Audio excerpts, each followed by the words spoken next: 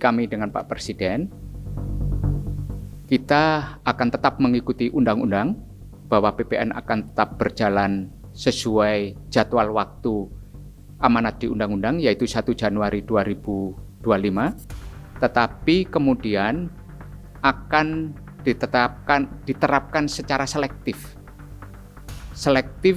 kepada beberapa komoditas, baik itu barang dalam negeri maupun impor yang berkaitan dengan barang mewah.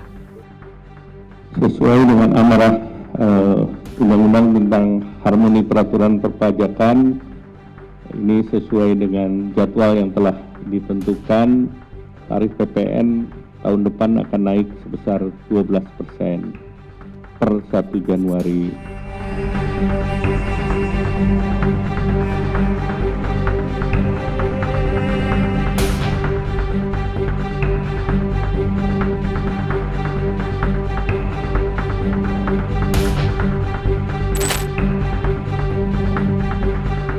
Kebijakan untuk menaikkan PPN sebesar 12% hingga kini masih menjadi pembahasan publik, tentunya masyarakat. Masyarakat kelas atas maupun kelas menengah ke bawah kini juga masih terus membahas kira-kira dampak apa yang akan diterima jika PPN 12% ini diterapkan pada tahun 2025 mendatang. Namun faktor politis juga menjadi bahan perbincangan publik. Pasalnya baru-baru ini berbagai partai politik atau berbagai elit partai politik, khususnya bagi koalisi pemerintah, kini banyak sekali menuai atau banyak sekali melontarkan serangan terhadap sikap dari PD Perjuangan terkait dengan bagaimana PPN 12% ini digulirkan. Berdasarkan fakta pada tahun 2021, kebijakan PPN sebesar 12% ini diusulkan oleh pemerintahan Presiden Joko Widodo. Namun berdasarkan analisis kami, jika kita mundur ke belakang, PPN 12% atau panja terkait dengan kenaikan PPN ini dipimpin oleh fraksi PDI Perjuangan. Baru-baru ini PDI Perjuangan menyikapi terkait dengan kebijakan 12% ini cukup keras terhadap pemerintahan Presiden Prabowo Subianto. Gerindra bersama dengan teman-teman koalisi tak terima dengan apa yang disikapi oleh PDI Perjuangan, seperti lempar batu sembunyi tangan. Narasi itu yang selalu digulirkan oleh tim atau koalisi dari pemerintah terkait menyikapi bagaimana respon PDI Perjuangan terkait bagaimana kebijakan 12% ini digulirkan pada tahun 2025. Lantas sebenarnya apa yang menjadi faktor PDI Perjuangan begitu cukup keras menyoroti kebijakan PPN 12% yang tadinya menyetujui, namun sekarang mengapa seolah-olah berpihak kepada masyarakat kelas menengah ke bawah? Pemirsa, bersama saya Andi Rezaldi, kita akan ulas bagaimana sikap politik antara koalisi pemerintah dengan PDI Perjuangan dalam konteks kebijakan PPN 12%.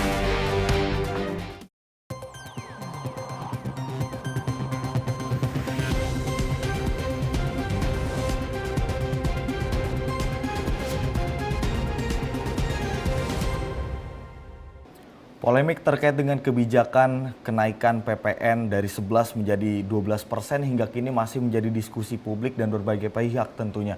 Dan yang baru-baru ini yang sedang booming ramai diperbincangkan adalah bagaimana tudingan sejumlah elit atau seluruh partai koalisi pemerintah terhadap sikap dari PDI Perjuangan dalam menyikapi, mengkritik terkait dengan bagaimana kebijakan PPN 12% ini.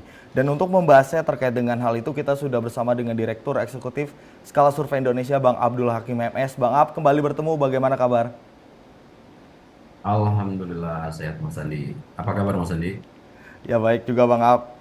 Bang Ab, ini kalau mencermati apa yang dilakukan oleh para elit dari partai koalisi, terutama partai Gerindra seperti itu, terhadap tudingan yang disampaikan kepada PDI Perjuangan, ini sebenarnya mengapa Bang Ab? Ya Mas Andi, untuk polemik PPN ini memang sedang menyedot perhatian semua kalangan, baik publik, akademisi, praktisi, serta yang paling hangat untuk menarik dibicarakan adalah pencermatan dari para politisi, karena ini menyangkut kehidupan masyarakat tentu diskursus seperti ini wajar saja terjadi, Mas Andi. Dan jika kita mengacu pada pernyataan Sekjen Partai Gerindra, Pak Ahmad Muzani, Pak Prabowo Subianto sebagai Presiden Republik Indonesia akan mendengar seluruh masukan dan saran terkait polemik PPN ini ke pemerintahannya dan akan mengumumkan sikap pada waktunya. Mas Andi, saya disclaimer dulu ya, saya ini bukan ekonom, sehingga tidak punya keahlian mumpuni untuk membicarakan terkait PPN ini dari sisi ekonomi.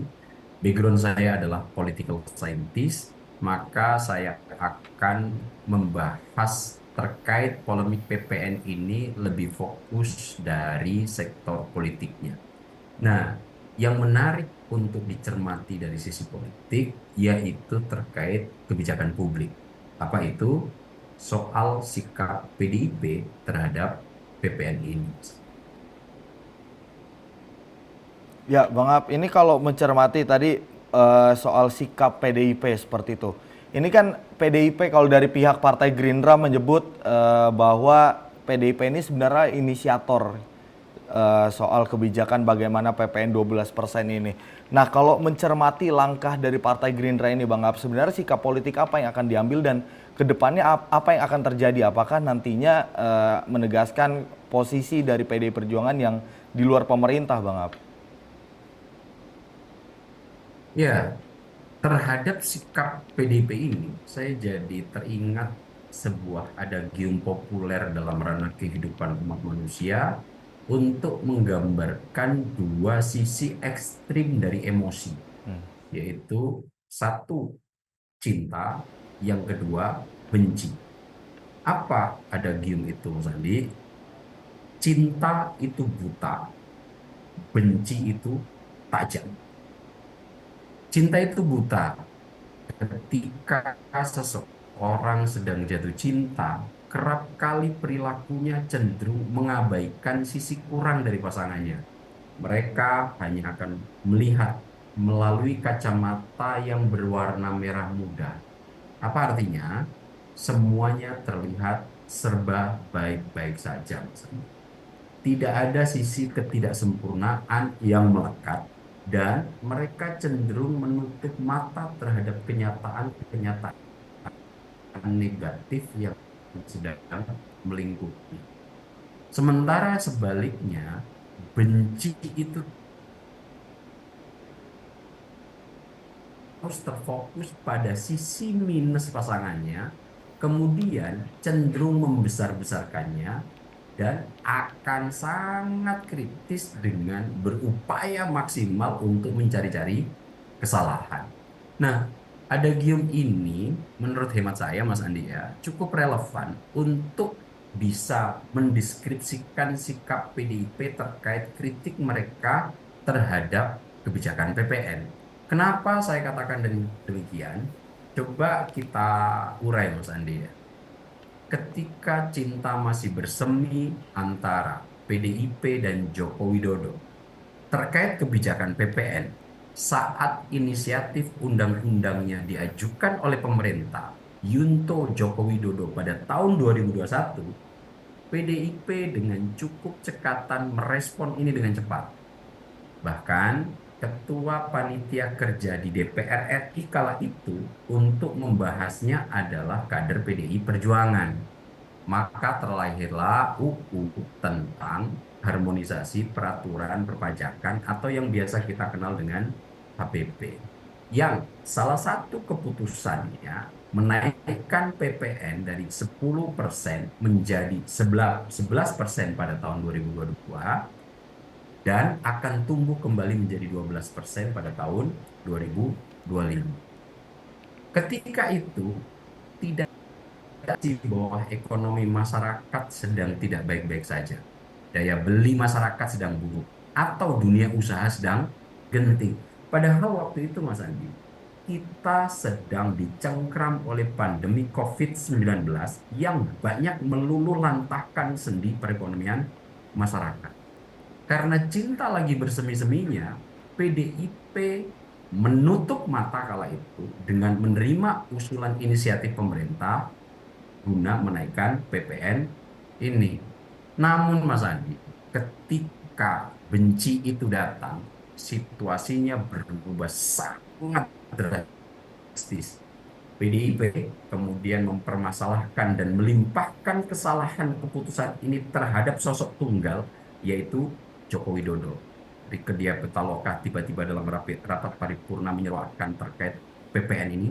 Kemudian Mbak Puan juga sama, mencoba melakukan dan mempertanyakan kebijakan tentang PPN yang akan diberlakukan per 1 Januari 2025. Nah, melihat kondisi ini, saya sangat bisa memahami sesuai dengan pernyataan Mas Andi tadi, jika kemudian Partai Gerindra dan beberapa parpol koalisi serta beberapa kalangan lainnya menjadi sangat marah dan jengkel dengan sikap PDIP ini. Produk undang-undang HPP ini dihasilkan oleh tangan mereka pada saat masih manis mengenyam kekuasaan dan cinta masih bersemi rapi bersama Joko Widodo, akan tetapi kemudian tiba-tiba berbalik arah kala kekuasaan itu sudah tidak lagi dikenyam dan rasa benci sudah menyelimuti. Jadi sikap PDIP ini terlihat menjadi ambigu dan standar ganda. Kejengkelan-kejengkelan Partai Gerindra itu bisa kita rujuk dan kita rekam dari pernyataan-pernyataan tertinggi partai yang dimaksud oleh Pak Prabowo ini, seperti Mbak Saraswati, Pak Wihadi, Mas Bambang Haryadi, Mas Kawendra, dan beberapa tokoh penting kunci lainnya di Partai Gerindra. Jadi melihat cinta ketika bersemi, bersikap seolah-olah tidak ada kekurangan di diri Joko Widodo. Kemudian ketika benci itu hadir, yang direpresentasikan dengan pemecatan yang sempat sudah kita ulas sepekan yang lalu, menjadi rute awal bagi PDIP kemudian memperlihatkan watak aslinya ketika dipenuhi rasa kebencian, Mas Andi. Dan ini merupakan bagi saya adalah sikap ambigu yang lebih kalau kita tidak bisa bahasakan sebagai hipokrit, standar ganda yang dilakukan oleh PDIP terkait dengan sikap terhadap kebijakan PPN ini. Bang Ab, yang terakhir kita kan membahas terkait bagaimana kita soroti soal kebijakan dari PDI Perjuangan yang memecat Jokowi beserta dengan dua keluarganya sebagai kader internal, Bang Ab. Tapi kalau bisa kita artikan, sempat saya tanya waktu itu ke Bang Ab, kira-kira arenanya apa? Apakah ini menjadi salah satu arena untuk PDI Perjuangan menyatakan perang terhadap Jokowi seperti itu, Bang Ab? Iya, Mas Andi. Sejatinya hal ini kan sudah pernah kita diskusikan dan pernah kita prediksi sebelumnya, bahwa dalam waktu dekat dan dalam waktu yang tidak akan lama setelah PDIP resmi memecat Joko Widodo, maka teropong target bidik PDIP akan mengarah ke Joko Widodo dimanapun ia berada. Dan waktu itu kita membahas kira-kira area mana yang akan dijadikan pintu masuk oleh PDIP, maka kita pun telah menengarai bahwa pintu masuk pertama akan dilakukan melalui evaluasi kinerja Pak Jokowi selama 10 tahun terakhir dalam memegang tampuk kekuasaan. Dan ini benar-benar dipakai oleh PDIP.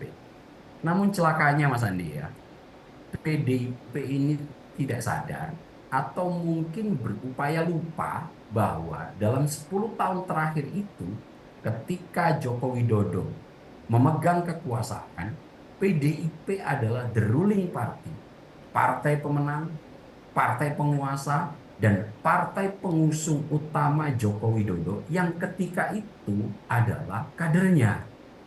Jika kemudian memang PDIP menyalahkan Joko Widodo dalam hal kebijakan, tentu hal itu juga merupakan kesalahan dari PDIP. Kenapa?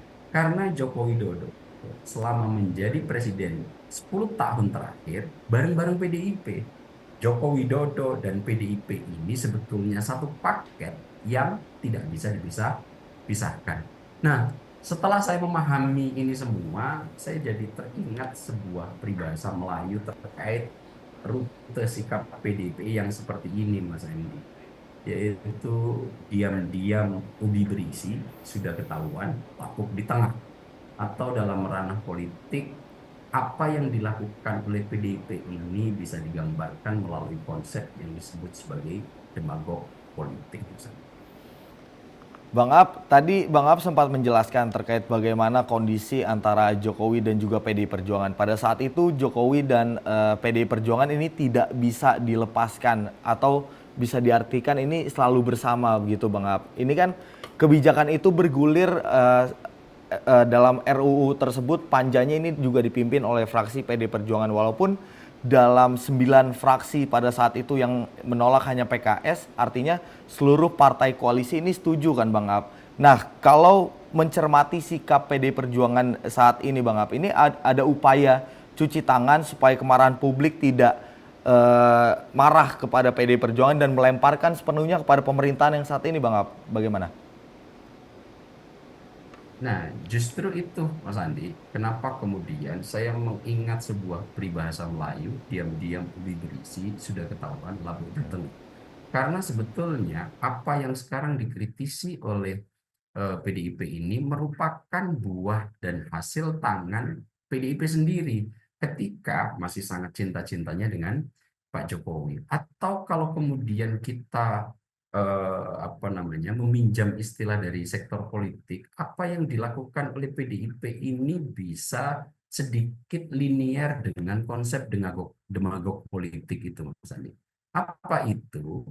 Masyarakat di sektor politik harus menyadari dan memahami terkait konsep ini agar tidak mudah dimanipulasi oleh para politisi. Demagog politik adalah sikap politisi yang berupaya memanipulasi emosi, prasangka, dan ketakutan masyarakat untuk mendapatkan dukungan. Kerap kali dilakukan dengan mengesampingkan argumen rasional dan faktual. Demagog politik ini digunakan untuk menggambarkan politisi yang eksploitasi sentimen massa demi ambisi pribadi dan kekuasaan politik. Nah, masyarakat coba harus mulai cermat terkait dengan sikap-sikap politisi yang model macam ini.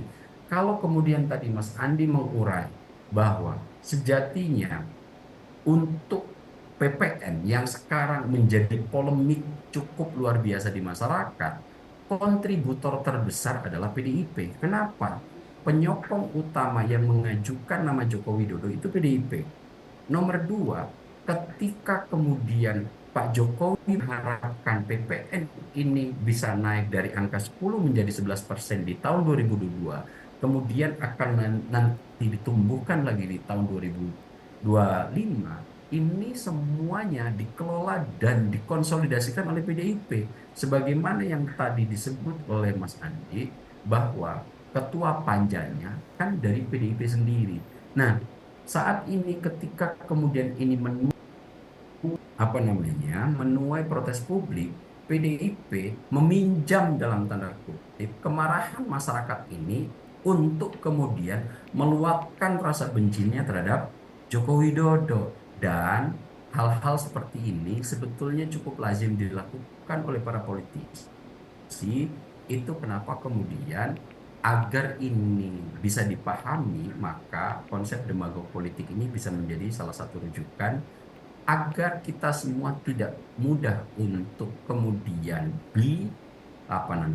dimanipulasi oleh para politisi seolah-olah berada dan berdiri di sisi masyarakat, akan tetapi sebetulnya hal itu tidak terjadi karena hal ini di tahun 2021 tidak pernah dikemukakan sedikit pun oleh PDIP ketika mewadahi keinginan Joko Widodo yang saat ini menjadi sosok tunggal yang disalahkan oleh PDIP.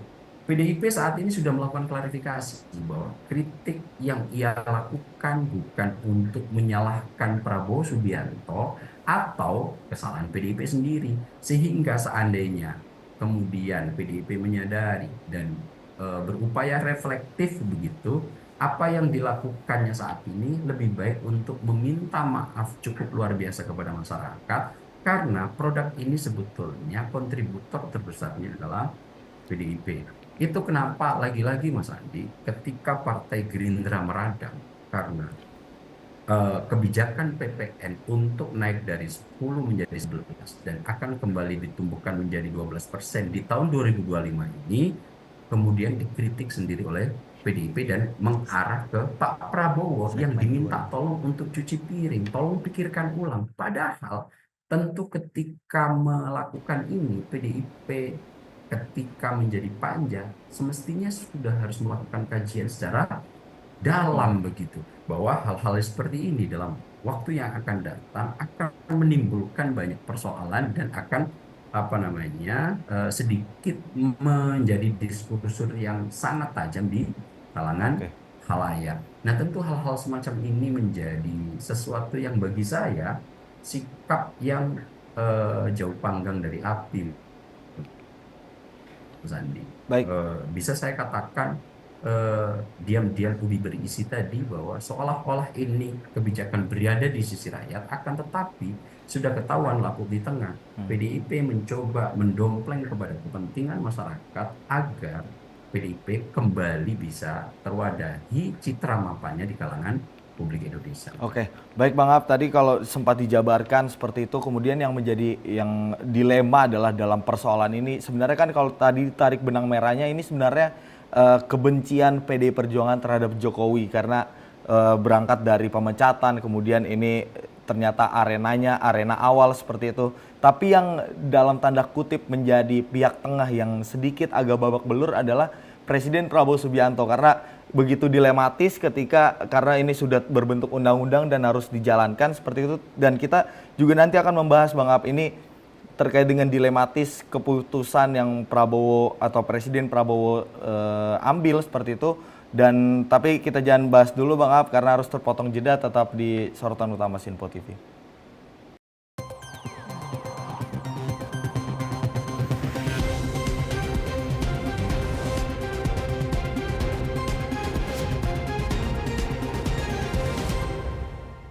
Halo, selamat malam pemirsa. Senang sekali rasanya kami mengisi ruang informasi Anda. Akhiri aktivitas Anda dengan rangkuman perkembangan peristiwa yang terjadi sepanjang hari.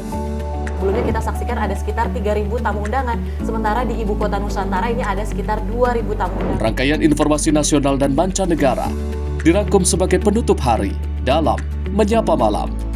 Setiap Senin hingga Jumat pukul 8 malam, hanya di Sinpo TV. Halo, selamat pagi pemirsa Sinpo TV. Selamat pagi Andi. Selamat pagi Fen. Beragam informasi terbaru hadir menemani Anda sebelum memulai hari. Itu memang dari Menteri Perhubungan juga mendukung, Betul. dari Menteri Keuangan juga mendukung, dan kita sebagai masyarakat pun juga Harus mendukung. Mengangkat isu yang tengah menjadi pembicaraan paling hangat. Semarakan pagi Anda bersama Menyapa Pagi.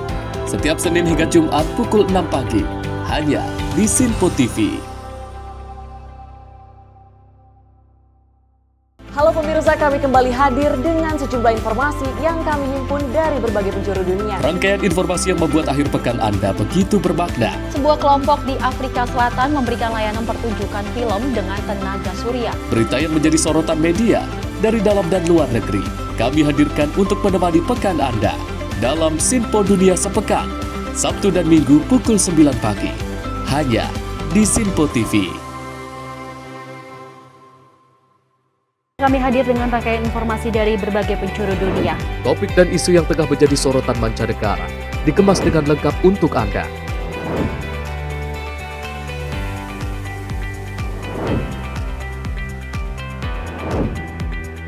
Peristiwa penting yang terjadi dari berbagai belahan dunia kini hadir dalam Sinpo Dunia setiap Senin hingga Jumat pukul 7:30 malam, hanya di Sinpo TV.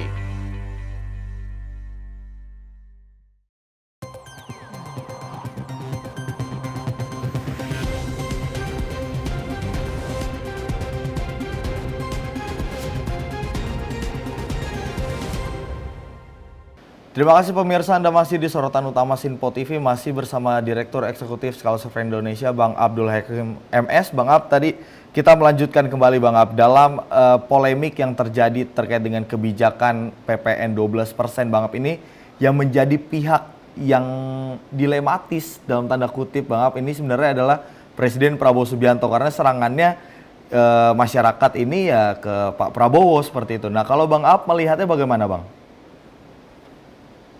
Iya, Pak Prabowo, sebagaimana telah saya kutip dari pernyataan Sekjen Partai Gerindra, Pak Ahmad Muzani, telah mengatakan dan mengemukakan bahwa Pak Prabowo akan mencoba untuk memahami total situasi kebatinan masyarakat terkait polemik kebijakan PPN ini. Saran dan masukan akan coba dikumpulkan oleh Pak Prabowo sehingga nanti pada waktunya, kata Pak Muzani, akan diumumkan dan kita tunggu dari apa yang akan diputuskan oleh Pak Prabowo. Sebetulnya kenaikan ini masih menjadi kajian kalau merujuk dari pernyataan dari Sekjen Partai Gerindra Pak Muzani, akan tetapi kemudian yang agak cukup membetot perhatian adalah terkait sikap PDIP. Dengan apa yang dilakukan PDIP, bahwa undang-undang ini hasil buah tangan PDIP bersama Joko Widodo, kemudian tiba-tiba ketika waktu itu melakukan kebijakan ini dan diputuskan secara bersama-sama, semua fraksi setuju, kecuali satu partai yang kemudian menolak untuk kebijakan ini diberlakukan. Akan tetapi dalam prosesnya kemudian PDIP mencoba untuk mempertanyakan ulang suatu kebijakan yang sebetulnya harus telah melalui kajian sangat dalam. Dan ketika dilakukan kajian-kajian pada saat ini, dampak inflasi misalnya juga masih sama dengan dampak inflasi yang akan terjadi, yang sudah terjadi di tahun 2021, yaitu diprediksi akan berdampak pada inflasi 0,2 sampai 0,6%. Nah, yang begini-begini ini kemudian PDIP memakai narasi untuk bahwa ini sangat memberatkan masyarakat karena perekonomian sedang tidak baik-baik saja. Situasinya sebetulnya tidak jauh berbeda ketika tahun 2021, sebagaimana telah saya ceritakan di awal tadi. Dengan posisi ini akhirnya Pak Prabowo seolah-olah menjadi tempat sampah atau kalau bahasa analogi di dapur itu bagian cuci piring. Yang menikmati buah kebijakan ini adalah PDIP bersama Pak Joko Widodo. Kemudian ketika nanti Pak Prabowo tinggal melanjutkan kebijakan ini, diminta untuk kemudian tidak jadi untuk melakukannya. Padahal situasi APBN yang pada waktu itu menjadi salah satu alasan utama kenapa kemudian penerimaan negara harus ditingkatkan melalui penambahan kenaikan PPN ini, saat ini pun kondisinya sama. Nah, jika tahun 2021 hal itu PDIP menutup mata dengan situasi kondisi yang ada, saat ini kemudian situasinya sama dan kemudian mencoba untuk melihat karena PDIP sudah tidak lagi berada dalam ring kekuasaan, ini yang lagi-lagi kemudian membuat jengkel orang. Sikap PDIP ini adalah seolah-olah standar ganda, atau dalam jika meminjam istilah yang dikeluarkan oleh Antonio Gramsci gitu, ini adalah termasuk dalam teori loyalitas bersyarat terhadap PDIP untuk berada di sisi rakyat. Ketika mendapatkan keuntungan total agar citra, kekuatan, kemapanan kekuasaan PDIP mapan, maka akan dipakai sisi rakyat sebagai domplengan dalam tanda kutip untuk bisa melakukan kritik keras dan berdiri di sisi itu. Akan tetapi ketika hal itu atau kebermanfaatan yang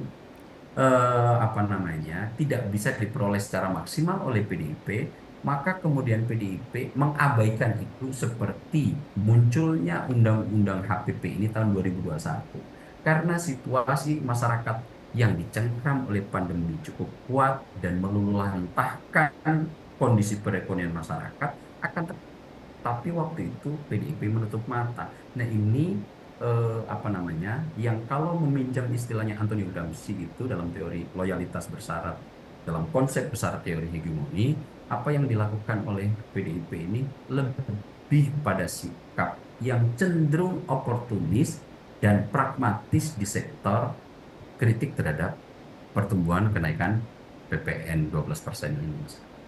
Bang Ab, ini kira-kira kalau melihat dari sosok Presiden Prabowo Subianto, ini kalau tadi Bang Ab bilang dalam tanda kutip tentunya sebagai pihak yang tukang cuci piring, kemudian menjadi tempat sampah bagi PDI Perjuangan karena menumpahkan segala kemarahan publik kepada pemerintah saat ini. Nah, kira-kira langkah apa yang kira-kira akan diambil oleh Presiden Prabowo Subianto? Karena kan ketika mengumumkan ini kebijakan terkait dengan PPN 12% kan di istana sebelum diumumkan itu sempat ada pertemuan dengan beberapa anggota DPR seperti untuk membahas bagaimana terkait dengan kebijakan PPN 12% ini dan dimunculkanlah stimulus ekonomi. Nah, kalau melihat ke depan Presiden Prabowo melihat dari kemarahan publik seperti itu akan melakukan apa Bang Ab? Selama ini kita lihat ya, dalam 2 bulan pemerintahan Pak Prabowo ini, pilihan untuk selalu berada di sisi masyarakat jauh lebih besar daripada berada di sisi kaum bangsawan. Itu kenapa ketika Pak Prabowo akan melanjutkan undang-undang HPP ini dalam rangka menumbuhkan PPN dari 11% menjadi 12%, maka kemudian mencoba untuk melakukan kalkulasi, ini jangan sampai kemudian membuat perekonomian masyarakat menjadi terbebani secara berlebihan. Kalau terbebani iya, tapi secara berlebihan itu yang agak dikurangi oleh Pak Prabowo. Makanya kemudian Pak Prabowo meminta untuk diurai ulang kira-kira yang akan terkena PPN 12% ini sektor mana saja. Apakah semua sektor akan kena ataukah hanya barang-barang tertentu. Nah, itu kenapa kemudian politisi-politisi Partai Gerindra dan beberapa pihak yang memandang kebijakan ini penting karena APBN sedang tidak baik-baik saja, maka memilah untuk hanya barang-barang mewah yang kemudian nanti menjadi penetrasi total sebagai aplikasi dari kenaikan PPN yang awalnya 11% menjadi 12%. Ini adalah perintah Pak Prabowo yang kita bisa baca banyak di media agar selektif dalam memilih kira-kira yang akan dikenakan pajak 12% ini sektor mana saja. Dan pilihan paling rasional yang diperintahkan oleh Pak Prabowo adalah barang-barang yang dikategorikan mewah. Karena jika mampu membeli barang-barang ini tentu untuk membayar pajaknya 12% dari harga total barang yang telah dibeli juga Pak Prabowo meyakini tidak akan cukup memberatkan. Tapi memang ada beberapa sisi yang kemudian ini nanti akan berimplikasi dari proses distribusi ekonomi. Nah, hal-hal yang semacam ini saya yakin akan masih menjadi pertimbangan serius bagi Pak Prabowo. Itu kenapa Pak Muzani mengatakan bahwa untuk mengumumkan ini nanti Pak Prabowo yang akan melakukan sendiri. Akan tetapi Pak Prabowo yang berposisi seperti ini tidak kemudian diterima secara lapang dada oleh para politisi Partai Gerindra yang lain. Itu kenapa betul-betul terekam bagaimana kemarahan dari politisi-politisi Partai Gerindra serta partai-partai koalisi pemerintahan terhadap sikap PDIP ini. Semua politisi besar Partai Gerindra harus mengeluarkan pernyataan di media massa, kemudian juga melakukan diskusi dengan mempertanyakan sikap PDIP yang seperti lupa kacang dengan kulitnya begitu. Dan ini bagi saya ya, kemarahan Partai Gerindra terhadap PDIP ini sangat bisa dipahami karena ketika melakukan upaya untuk melaksanakan undang-undang, tiba-tiba di situ, di mana undang-undangnya adalah buah tangan PDIP, maka kemudian PDIP mempertanyakan, ini sesuatu hal yang sangat bikin saya tidak begitu bisa memahaminya. Jika yang mempersoalkan masyarakat, sebagaimana yang saya telah kemukakan di awal Mas Ani, cukup wajar. Masyarakat kemudian akan terbebani dengan PPN yang sudah diskemakan dari 10 menjadi 11, 11 menjadi 12, masih cukup rasional ketika yang kemudian mendiskursuskan ini adalah masyarakat dan khalayak ramai, masyarakat sipil yang kemudian mencoba untuk menyuarakan ketidakpuasannya. Akan tetapi kalau ini kemudian dilakukan PDIP karena hanya didasari oleh ingin mengkritisi sosok yang dibenci, yaitu Joko Widodo, yang kemudian berimbas terhadap Prabowo Subianto, ini yang kemudian menjadi pertanyaan serius. Kalau lagi-lagi saya ulangi, jika hadirnya ini, keresahan ini berasal dari masyarakat, saya sangat bisa memahami karena ini kebijakan yang akan menyangkut hajat hidup mereka semua. Akan tetapi kalau kemudian pertanyaan ini dengan serius dan keras dilakukan PDIP, yang ketika PDIP membentuk kebijakan ini tidak pernah ada kritik apapun terhadap pemberlakuan Undang-Undang PPN, kemudian setelah tidak lagi berada di kekuasaan mempertanyakan dengan serius. Nah, ini persoalan yang sekarang menjadi polemik total bahwa kenegarawanan, sikap yang diharapkan dari partai politik seperti PDIP belum memadai. Baik, Bang Aap, ini kan kalau melihat ini serangan dari PD Perjuangan ini membuat politisi dari Partai Gerindra khususnya ini geram seperti itu karena melimpahkannya sepenuhnya kepada Presiden Prabowo Subianto. Yang menjadi pertanyaan adalah Bang Aap, bagaimana nanti komunikasi politik antara PDI Perjuangan dan Partai Gerindra, khususnya kalau di berbagai sektor ini ada di parlemen yang sudah kita lihat cukup baik seperti itu, kemudian juga beberapa kali Presiden Prabowo Subianto juga mengupayakan bagaimana caranya, apapun gimana kondisinya, PDI Perjuangan gimana caranya harus mendukung pemerintahannya seperti itu. Dan yang menjadi pertanyaan lagi-lagi Bang Aap, bagaimana nanti kondisi hubungan antara Gerindra dan PDI Perjuangan. Namun jangan dijawab dulu Bang Aap, kita harus jeda terlebih dahulu. Pemirsa, sorotan utama akan kembali usai jeda. Tetap bersama kami.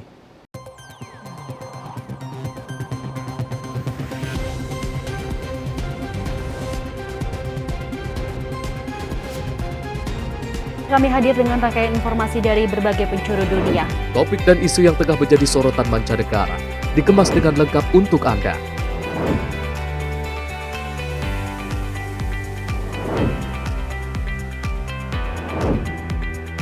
Peristiwa penting yang terjadi dari berbagai belahan dunia kini hadir dalam Sinpo Dunia setiap Senin hingga Jumat pukul 7:30 malam hanya di Sinpo TV.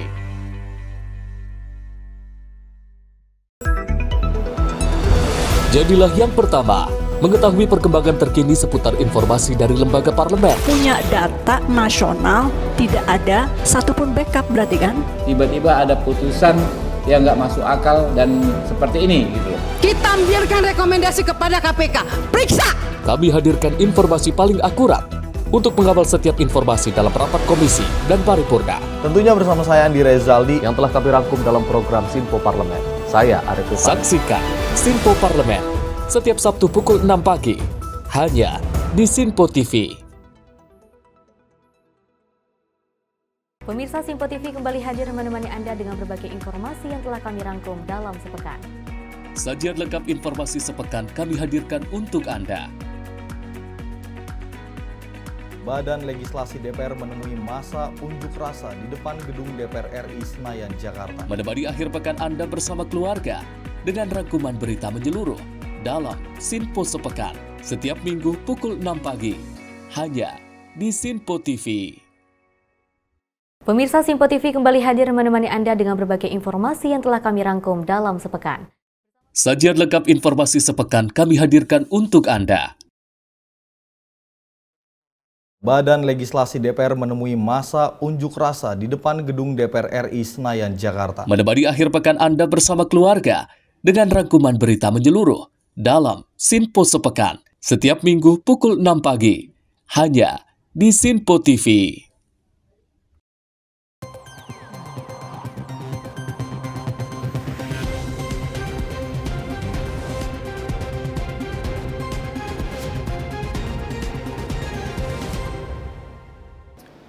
Anda masih di sorotan utama Sinpo TV, pemirsa, masih bersama Bang Abdul Hakim MS selaku Direktur Eksekutif Skala Survei Indonesia. Bang Aap, melanjutkan tadi Bang Aap, ini kan polemik terjadi ketika kebijakan PPN 12%, kritikan pedas selalu dilontarkan oleh para elit dari PDI Perjuangan terhadap pemerintahan Prabowo Subianto. Kalau melihatnya Bang Aap, ini kan ada adu saling sindir, saling tuding antara politisi Gerindra, atau kita artikan semua partai koalisi ini menuding PD Perjuangan, begitupun sebaliknya. Ini sebenarnya bagaimana nanti kondisi komunikasi yang dijalin oleh Partai Gerindra dan PD Perjuangan, padahal yang kita ketahui di parlemen ini cukup baik hubungannya, Bang Ab.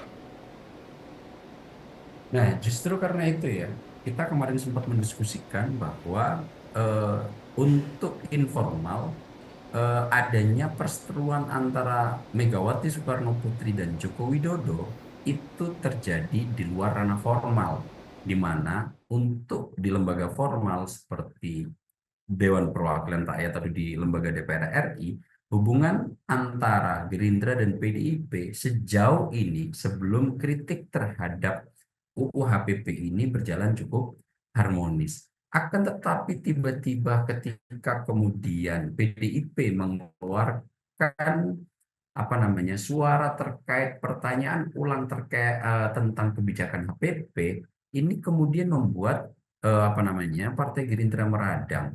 Dan itu cukup bisa kita pahami karena ketika penyusunan undang-undang ini berjalan, waktu itu panjanya PDIP, Gerindra cukup sepengetahuan saya total untuk kemudian membantu PDIP dalam melakukan penggolan undang-undang ini. Dan itu kenapa kemudian Gerindra ketika PDIP sekarang berbalik arah hanya gara-gara ketidaksukaan dan kebencian terhadap sosok Joko Widodo yang akhirnya menyerempet Pak Prabowo Subianto, ini yang saya lihat sebagai variabel bergeraknya Partai Gerindra untuk kemudian mengkritik balik apa yang dilakukan PDIP. Namun kalau kita lihat, Mas Andi, ya, kritik-kritik terhadap PDIP ini tidak hanya dilakukan oleh Partai Gerindra terkait soal-soal yang beginian. Kita pernah mendengar kritik keras juga dari Irma Suryani Cahyaagud, salah satu politisi dari Partai Nasdem, yang menyebut PDIP sebagai bagus dalam konteks melakukan peran oposisi, akan tetapi tidak begitu bagus pada saat menjadi penguasa.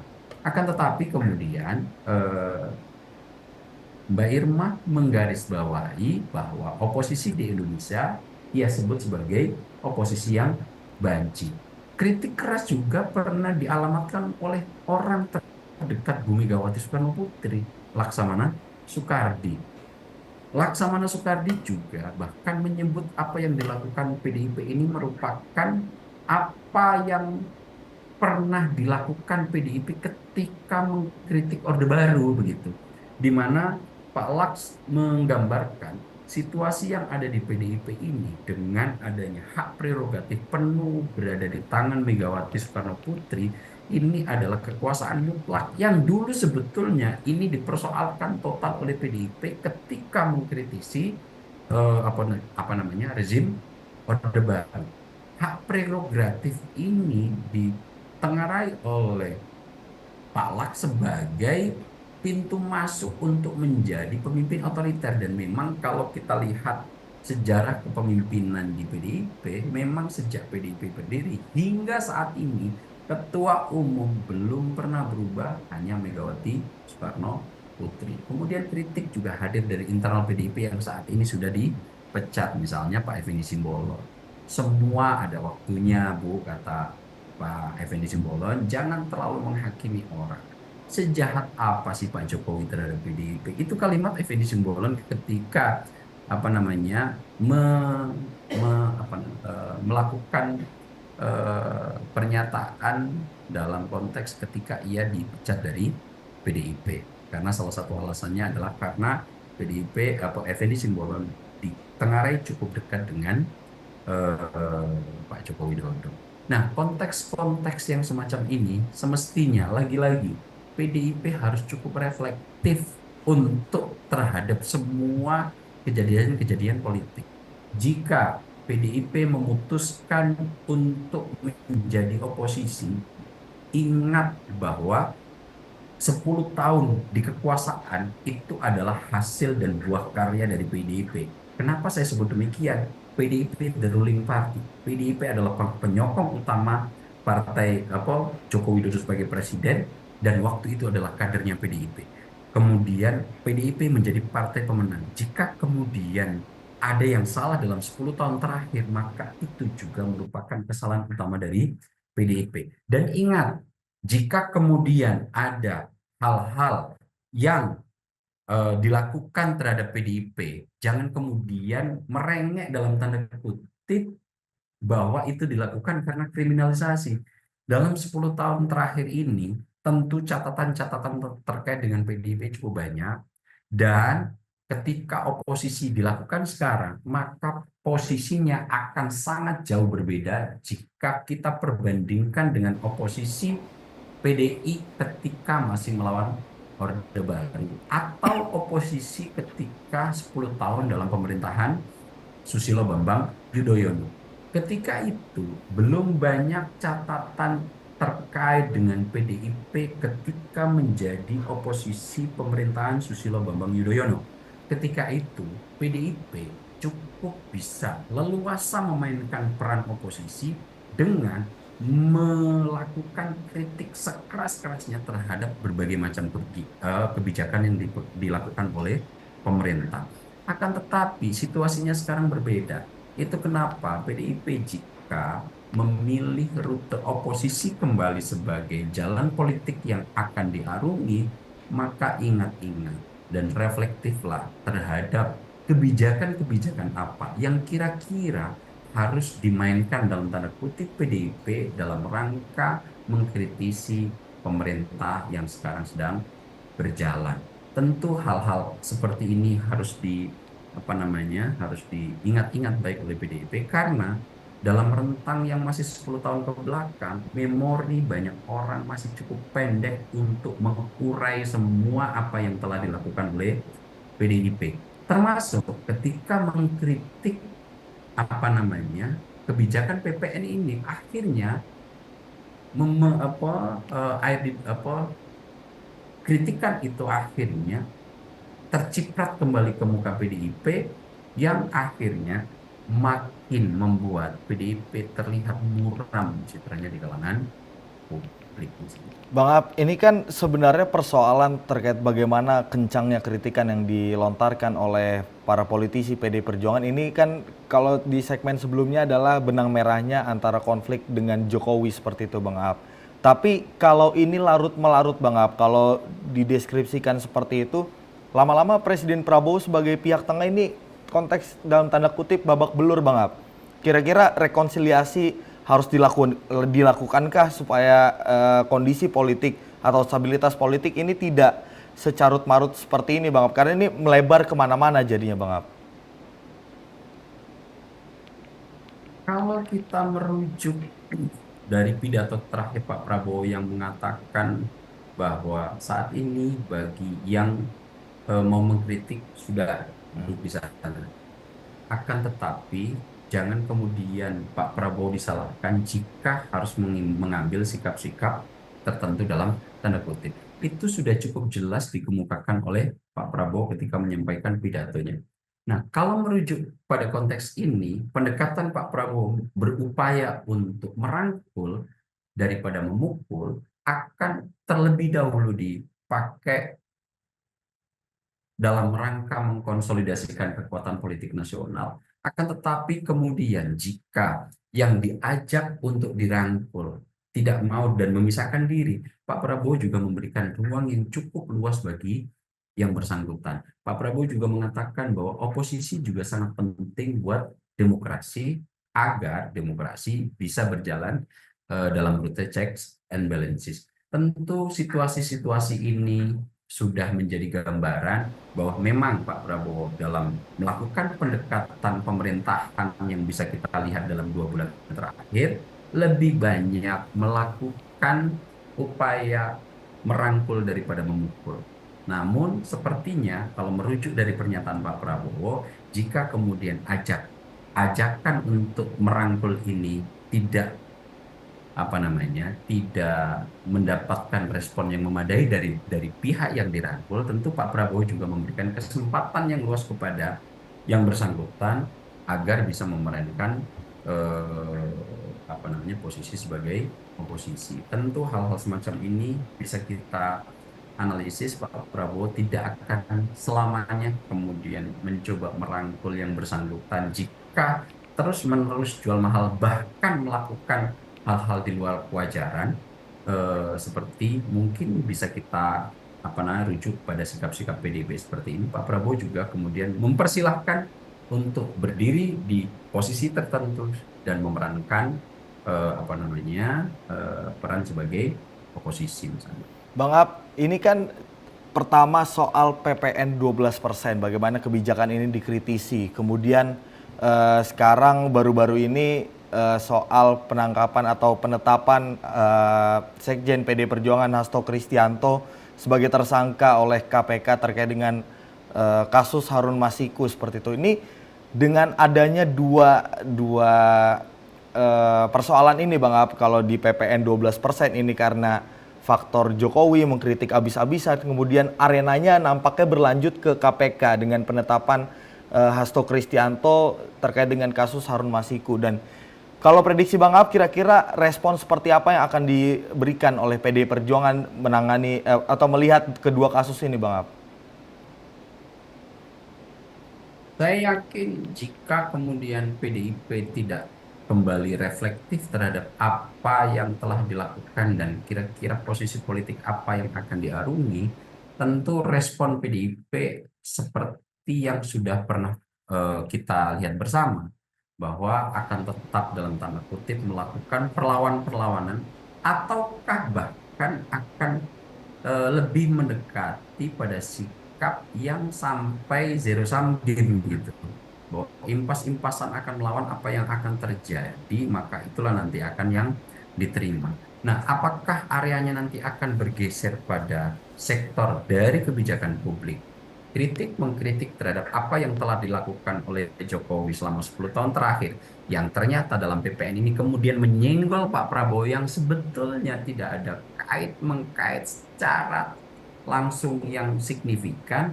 Akhirnya jika sikap-sikap seperti ini terus dilakukan, maka PDIP dalam konteks ini akan makin melakukan perlawanan secara membabi buta, Mas Andi. Seperti kita tahu bahwa kemarin Hasto ditemani oleh salah satu sosok yang kemudian datang dan pergi dari Rusia, telah menjadikan dirinya sebagai sosok yang katanya akan segera dikriminalisasi.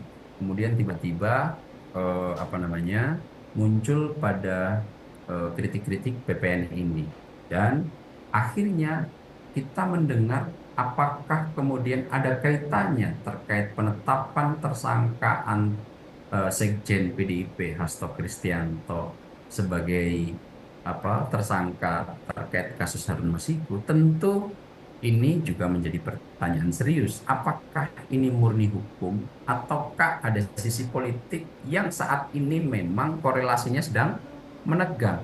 Dan tentu jika kemudian kita semua menyambung-nyambungkan atau cocokologi bahwa ini buah dari ketegangan yang saat ini sedang meruncing antara PDIP dan Jokowi, tentu juga ini masih perlu dibuktikan dengan serius. Kenapa? Karena saat ini Pak Jokowi sudah tidak menjadi presiden lagi, dan kemudian apakah nanti PDIP juga akan tetap menyalahkan Pak Jokowi yang sudah tidak menjadi presiden?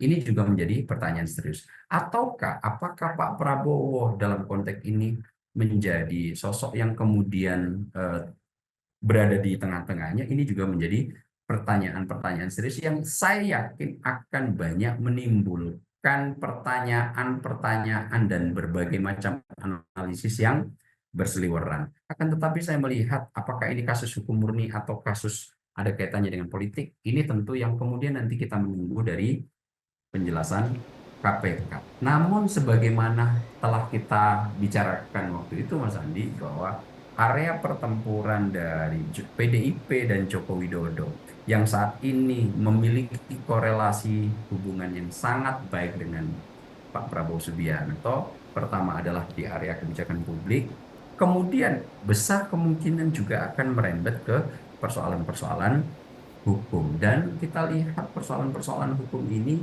juga menjadi hal yang Memungkinkan karena PDIP selama 10 tahun terakhir ini berada di sisi kekuasaan eksekutif. Tentu hal-hal seperti ini menjadi rahasia umum bahwa kadangkala sisi hukum bisa juga dikaitkan dengan erat ketika situasi politik yang terjadi sedang menegang. Nah, hal-hal atau analisis semacam ini juga bisa mendapatkan dasar argumentasi yang cukup kuat, karena kalau kita lihat situasi perpolitikan selama 2-3 bulan terakhir, memang ketegangannya cukup mulai terus mengencang dalam tensi yang cukup tinggi.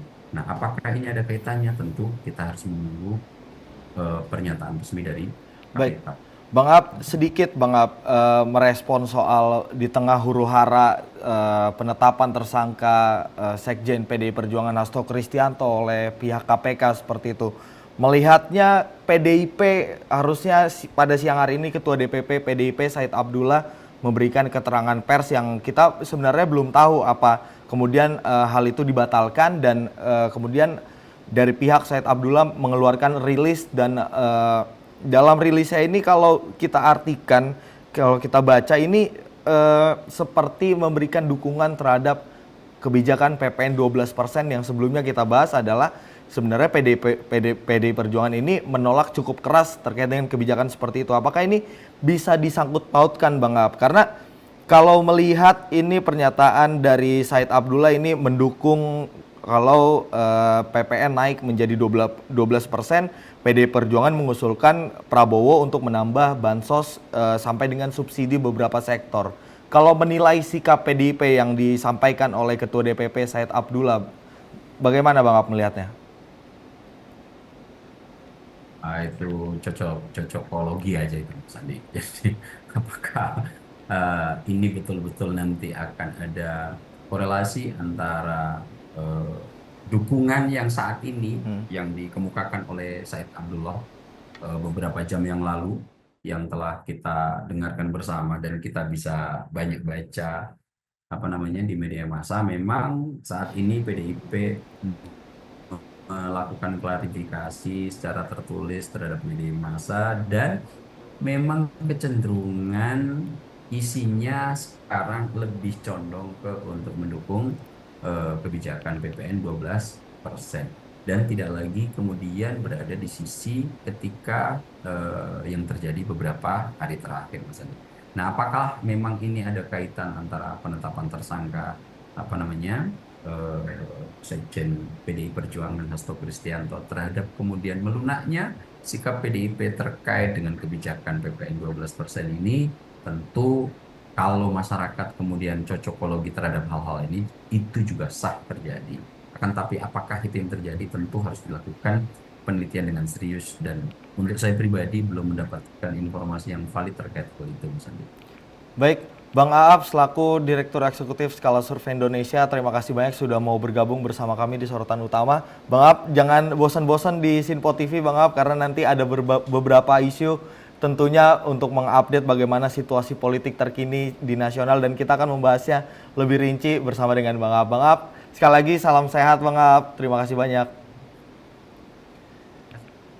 Baik pemirsa, itulah polemik terkait bagaimana kebijakan PPN 12% yang secara dilematis diambil oleh Presiden Prabowo Subianto.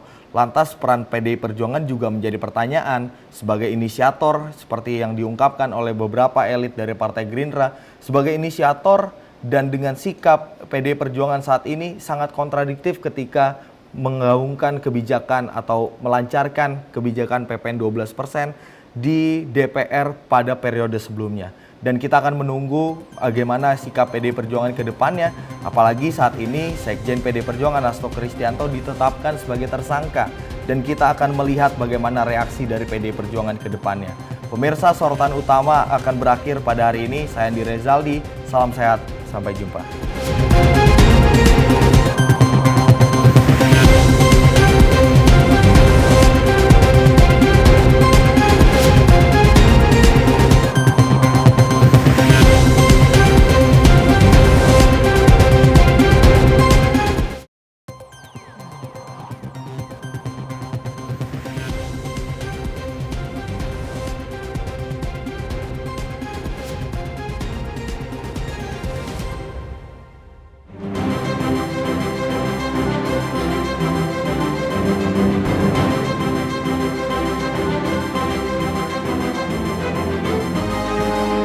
Simpo TV, News, Sport, Entertainment.